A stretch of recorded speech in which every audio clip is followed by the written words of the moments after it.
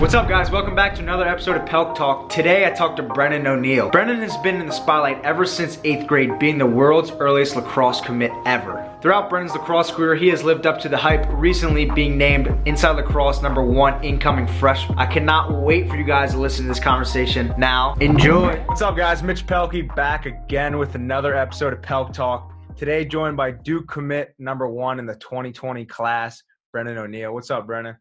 What up? Glad to be here. I'm excited. Love that. Love that. What have you been up to recently? I've been chilling with my family, trying to spend some time with them, watching Mad Netflix all the time, There you go. What's the show you're watching now?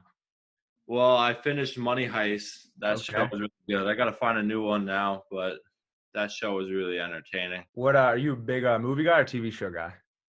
I used to be a big movie guy, but I don't know. I've been into a lot of TV shows now, with all the time we have, catch up on that stuff. And I can remember playing against you, actually. I don't know if you remember this, but I remember playing against you guys the summer going into my freshman year, I think it was. I was on Sweet Lax, and it was at Inside Lacrosse Invitational, I think. Yeah, you remember this at all?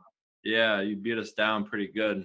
I know, and I honestly, I didn't remember until I was watching my old highlights today because I was like, I know I played a Team 91 team. These guys are 2020s playing up a level, and we only beat you guys by like 3 or 4, but I was like, this is a team right here. You remember playing us?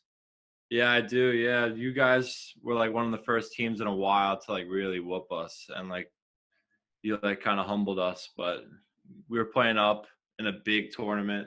It was good. It was a good learning experience. Yeah, no, that was a sick tournament. But let's start from the beginning.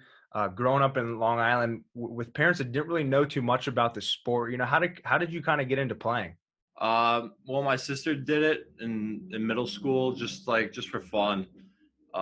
She talked me into it, and I talked to my friend about it too. Once she started talking to me, and I knew he played, and he said, yeah, it'd be fun. And I knew a bunch of guys, and my first year, I loved it, so I just kept going with it. Have you always been kind of growing up playing just lacrosse, or was it like you're a multi-sport athlete guy? Oh, yeah, I played, football, basketball, and lacrosse, but always lacrosse was my main focus. And then did you grow up playing summer ball at a young age too? Yeah, I was my second year of playing lacrosse. I was recruited by Joe Spalina at a camp. It was some camp I did for fun. Some day camp, and they saw me kind of killing it and competing with the other 91 guys, so he invited me to play with them, and haven't left that team since. Okay, so he kind of saw you at that camp, and then you just kind of never looked back? Yeah, never changed teams, just stuck with that team for 10 years. How did you kind of see the future with those guys being such a good team? I put my talents into Joe's hands kind of because he elevated me so much growing up, because I remember the difference between my skills from the year before I was on that team to the year after. He made me such a better player, and I knew that it was a good spot to be in. So then in 8th grade, you play varsity at Bay Shore High School. Why did you kind of make that decision? I was thinking about it 7th grade, but with all the testing and stuff, I really didn't think I was well prepared. So I took a year off of school ball. Didn't even play for my middle school or JV. I just trained and, tried to get better. And then I think puberty kind of hit even harder the next year. And I looked at myself, and I kind of knew that I was ready to go. And Bay Shore needed some help that year. So when they invited me to play, I practiced with them, and I kind of meshed well with the guys. So I decided to play with them. It ended up being so fun. Was that a big learning experience for you? Did you learn a lot in that year? Yeah, because especially in Long Island, there's some teams, with stud players. I was going against some stud, All-American juniors, seniors, actual, pretty much men, while I was just a 13-year-old. So, it was definitely good to learn. Were you ever nervous going into those games? You're 13 and you're playing against 17, 18-year-olds. Yeah, because especially when you watch film with the guys and you're like, that guy's pretty good. I still enjoyed it, even against those tough matchups. It was so much fun, competing like that. It got me better, because when I went back to my age, it was so much easier. So, do you think you matured as a human though? Being around adults almost yeah, whole spring. definitely, because you're definitely different from eighth grade when you're like 13 to 18. I was hanging out with 18-year-olds after school every day instead of like my actual like 13-year-old friends. So you kind of mature a little bit because they're a lot different. I mean, I know I'm much different now than I was when I was younger. So yeah, I've definitely changed as a person kind of too. Is that a thing people do in Long Island a lot, is play varsity that 8th grade year, or no? Is that just something you wanted to do?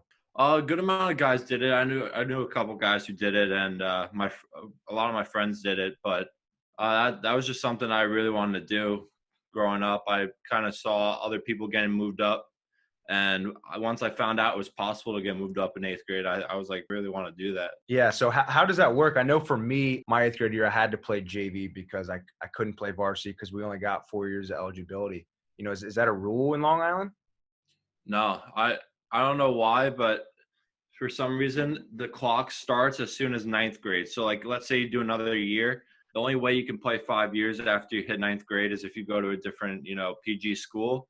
But for some reason, eighth grade doesn't count towards our eligibility. So I was able to play eighth grade and then all the way through ninth, 10th, 11th, 12th. So yeah, I guess in New York or by me is different for some reason. Section 11 or whatever. That's sick. Because Yeah. I thought like you switched schools so that it just didn't apply. No, yeah. I have a couple friends right now who played 5 years of varsity. So 8th grade year, in that springtime, you commit to Penn State. What type of moment was that like for you, being the first commit and the earliest commit ever? yeah, it actually like blew up a lot more than expected. Like overnight, it was crazy. I mean, I went to the school and all of a sudden they said like, oh, News 12, like all these TV things and all that are coming to my school. I was like, oh wow, that's really cool. But I never really knew how it would turn out. And it was definitely, I like to say to a lot of people, it's like a confidence booster. And I talk about it with my friends a lot too. I feel like once you get that Division I offer and you realize that other schools have confidence in you to play for their program, you get better just from being confident. Yeah. What were the first couple of schools to kind of reach out to you? It was Ohio State, Okay. UNC, and Maryland, and those were my four. At that time, that's what I was looking for. And then as I got older, my like ideals kind of change. Me as a person. You commit that 8th grade year. What's the vibe around you in school and on the field like? I mean, I did get a little bit of hate, but not too much. But a lot of my friends thought it was so cool, and they enjoyed it. They asked me all these questions and stuff, and even my teachers were like, "How do you know you want to go there?" and all that, and it was cool. But a lot of the tension for a little bit, it kind of like wore down as the season went on, and my friends, get a couple haters on the other teams and all that, but you just push through that stuff. Are you kind of glad the recruiting rules changed? Yeah, I think so. I was talking about this with my buddies the other day. I was like, the things I really kind of looked at when I was committing are not the things that really kind of matter. Was that kind of your process when committing that in 8th grade? Yeah, I mean, I think as a person, I didn't think it was possible, but from 8th grade to 11th grade is very different. The Yeah. way you think, like literally, it's so different. You So mature so much in those 3 years. yeah, I mean, I was a totally different person looking for totally different things, and I was way more mature in 11th grade. So I don't think it's really a good idea for really young athletes to be committing like that, just because you're not nearly as mature as you may think you are. Because I thought I was, and I don't think I really was. After you commit, what was kind of that first highlight that you remember that kind of went viral? Up behind the back in an NLF tournament Mm-hmm. against Beatlax, my age, but that was one highlights I really remember blowing up, and it was like so many views, and you just get so many people, like you get on so many people's radars and people start looking into you and all that. I remember gaining a lot of like followers and all that. So I think it was behind the back against Sweetlax. So how did you kind of deal with that spotlight and that pressure so early in your career? I mean, yeah, that's the one hard part, because a lot of people, they see highlights and they expect you to do it like every time you touch the ball, So when they come see you and play, and maybe you get like stripped or something, I just don't even think about it. That's how I kind of push through all that. a lot of people, when they see highlights and only highlights, they come see you. They think you're like not human or something, that you're not going to make mistakes. And that's how I kind of told myself to like push through when there's like haters out and like, you know, yelling at you and stuff during like summer tournaments and stuff. That's how I really got through all that, you know. Yeah, and it can be hard, you know. I don't know how you dealt with it for so long. I mean, I feel like you've kind of been in the spotlight for the past 4 years. Yeah. Yeah. It's been probably like 4 years. Making that switch from Bay Shore to St. Anthony's, you know, your freshman year, you know, why the switch? I switched because I feel like St. Anthony's, the teams they play, it just prepares you so much for college, because we'd be going against every single game. I'm going against another Division I defenseman. In ninth grade, I would remember going against such great seniors and stuff like that. It just elevated my game. And for the last 4 years, I've been going against the best competition possible. So I think that if I stayed, I would be a good player, but I don't think I'd be nearly as good now. And at St. Anthony's, did you play football and basketball all 4 years or no? Not all 4 years. I played football for 3, and then Okay. I played basketball just for 1, and then I kind of veered off of that. They were a little too good. Some of those guys are like 6'6" and stuff. I couldn't keep Damn. up. What position were you in basketball? I was kind of like a power forward. Yeah. I used my athleticism. I was a lot shorter than a lot of other guys that I would be guarding and stuff, but I could jump pretty high, and I would use all that to my advantage. Why did you stop playing? You just kind of want to focus on lacrosse, or was it kind of just too much? A little too much, because I kind of saw my stick skills kind of getting worse, depleting after the season, and I thought it would keep me in better shape than it actually did for some reason. I felt like I came back kind of like weaker, and I thought maybe the weight room during that season could help a little more, and it actually did. I think junior year I took off basketball and just, you know, weight rooms, kept my stick skills up, and it helped a lot. So would you say you liked football more, but you were better at lacrosse, or is that not the case? That's a hard question, because it really feels like it's in whatever season you're in, you love it. Because when I'm in the football season, I dreaded practice. That's the one thing about football. Practice was awful. But Brutal, huh? yeah, dude, everyone says it too. Even the main football players who only play football say it. It's all about that game day. That game day is just so fun. But yeah, during the football season, I love it. And sometimes I even question myself, do I like this more than lacrosse? But then in the off season, I'm training for lacrosse. Once I get to the season, I end up just loving lacrosse again, you know? So it's kind of hard. It depends on whatever I'm playing, really. That's one thing I tell like younger guys that see around my town. I'm like, play sports in high school. That's one thing I regret, is not playing high school football. My brother played, and that's one thing he always looked forward to, is like Friday night lights, you know, out there Yeah. playing football. So playing with Team 91, like I said, in the summers and falls, you know, possibly one of the best travel teams ever. You know, looking back at those moments of kind of traveling every weekend in the fall and every weekend in the summer, what memories do you have? A lot of memories, just having fun, not even the lacrosse part, in between games at the hotel. You're just getting closer and closer to these guys. You really feel like brothers after we were one of those teams that really stuck close for all 10 years that we played. A lot of teams, you know, change over the years, but we really kept the core group together. So we just kept getting closer and closer, just being such great friends and having so much fun, you know. I mean, sometimes I remember this one tournament, Ocean City. Yeah. We'd be on the beach all day before the tournament. Like, just, it was so fun, just hanging out with a bunch of guys. And you really look forward to that stuff, because I remember being in school at the time, and every day you're looking forward. Friday, I'm leaving school early. I'm going to Maryland with my boys. Like, none of those kids are in your school, so you don't really get to see them that often. But like, it was just so much fun seeing them on the weekends. Grew up playing with like FCA, and they kind of kept that team pretty tight. And I remember just like, all right, the game's over. Like, let's go back to the hotel and let's like just mess around in the pool. And I feel like the not playing part, the traveling down, like the hanging out with them, is like the best experience and the things I remember the most. Yeah, definitely. So what do you kind of remember most for that first experience with Coach Belina? I remember me being at midi, thinking I'm a midi at first, and he knew right away after one game. He's like, yo, go down and attack. That's what he said to me. I was like, all right. And then I ended up scoring a bunch of goals to like tie it up, and we won. And I was like, wow, I actually like this position. So I kind of, from there, kind of knew that this guy knows what he's talking about. that was like my first game with him. So imagine after all 10 years what you learn from him. So I mean, he's just a great guy, and he wants the best from his team, and he would always put his heart out for us and teach us the best ways to becoming the best player possible. I never really met him, but watching videos of him, he seems like obviously a really good coach and really strict on the field. What is he like off the field? Oh, he same as on the field, but a little less intense. He tells you how it is, and he'll never lie to you. He'll tell you what you did bad, what you did right. And off the field, he's just a great guy. Talk to him about anything and any problems you have. He'll be there. Yeah. I remember. I think it was last summer, 2 summers ago.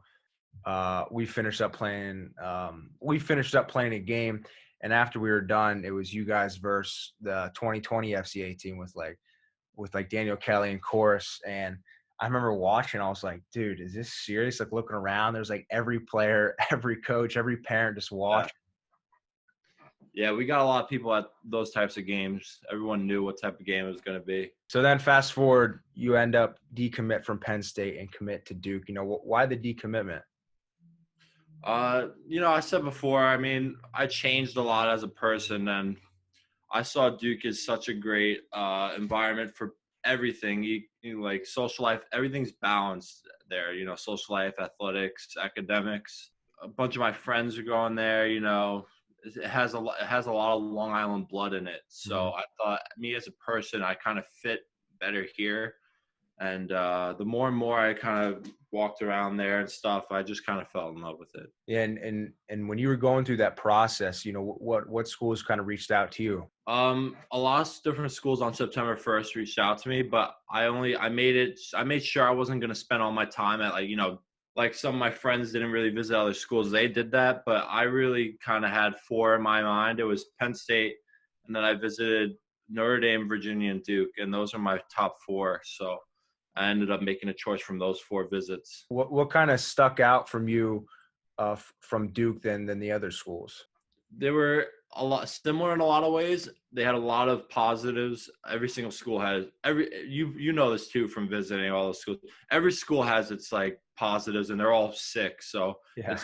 When it comes down to it, it's really hard. So what came down to it was the guys. I really fit in well with them, and I know one of my friends was going. I knew that would be an easy transition with him. And when I was out with the guys and like getting used to them, I kind of really fit well with them. It was the same with Virginia and Notre Dame, but there's something different when I was talking to these guys. I don't know, they just stuck with me. And Coach Janowski, I loved him so much. The way he kind of fit well with me because he's from Long Island. He grew up there. As I got to speak to him more and more, I kind of knew that this guy is a great guy to be around especially awesome. 4 years away from your parents. Yeah, I mean, you wouldn't win it any other way. So last year, you guys beat Chaminade in the championship. You put up 7, and you beat your rival school in the championship. What was that like for you? I mean, now that I think about it, since that was my last high school lacrosse game, Yeah, that's probably the best way to go out. Especially Chaminade and us, we really don't like each other. That felt really good. That really felt good, especially because a few weeks before they beat us pretty good. Mm-hmm. And they were talking all the smack, but then we win when it counts. I mean, there's nothing better than that. Yeah. What any chirps that you kind of remember from that game? Yeah, I don't really chirp, to be honest. Okay. But in that game, they didn't chirp me. But I remember growing up, like from 9th to 11th, they would always chirp, the whole team. And then the student section, they were always like, I remember one year they would just chant overrated, stuff like that. I mean, and that sticks with you for all high school, especially when you go against them over and over. Yeah. You want to prove them wrong. So that's the chirps that like over the years you hear. Did that kind of get to you mentally, or you just use that as confidence? Yeah, I always think it's just funny. I think it's funny because people in the stands, they don't really know much about lacrosse and what goes on. That they think you make a bad play and like, oh, this kid's not good or whatever, and you just don't listen to kids who don't know what they're talking about. I mean, I always give credit if a kid like beats me good and he talks, he chirps. I mean, that probably gets to your head more, but when it's someone in the stands, you really don't care. You don't even know who it is. It's whatever. Yeah, some goon. So what was kind of the mentality going into this last season after kind of coming off that championship, like you said, But we were just going to beat everyone. I mean, we were so confident going in. That's not really cocky to say that, but we were just so confident because we were returning a lot of stud guys and we were adding a lot of stud guys too that no one's really ever seen. And we felt so good from the first practice to the fourth. We only had like 4 practices. We were just meshing so well because some of us have been playing together even past high school. That we've been talking about this team since we were like in sixth grade. We were talking about coming here and getting the job done together. So I mean, going into senior year, we really were confident. And kind of take me through that, you hearing about Corona, then the season kind of get canceled.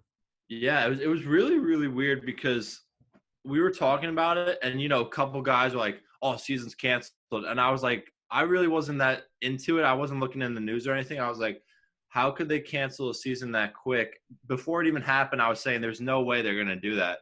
Yeah. There's no way they're canceling school and all of that.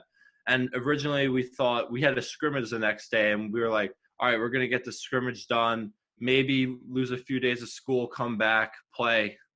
And then every day they just kept adding on more and more days. And then I kept looking into the news. I was like, wow, this is really happening. So a couple of us were really denying it and we didn't really think it was possible. But I mean, as it went on, we kind of started realizing that we're probably not going to go back to school again. So it kind of really sucked once you realize it. Yeah. And I don't know, I just like thinking about it in our season, you just got to like take every moment for granted. You just kind of happened out of the blues, like you said. And I think you just like cherishing every moment that you have at school and with your boys is like something I've definitely gotten better at since this whole process. Yeah, I think it was good for us in a way that we kind of learned that we got to, enjoy the moment, not look forward, to just enjoy it right now. Yeah. So obviously headed to Duke in the fall. What are you most excited for? I'm excited to meet all the guys, and become close with them, but more importantly, meeting all the other new people who aren't just athletes, and to get a new experience. Being on my own, kind of preparing me for life. I'm kind of excited for that. I mean, I think every kid going to college likes the idea of being independent. It's kind of nerve-wracking at first, but that it's going to help you in the long run. I'm excited for that. I'm excited for the gear too. Yeah. To be honest, that's probably that was the sickest part. I remember for me, first day we got there and I look at my locker and it's just like 2 pairs of gloves, 2 pairs of elbow pads, like all the helmets, the sticks. It was so sick.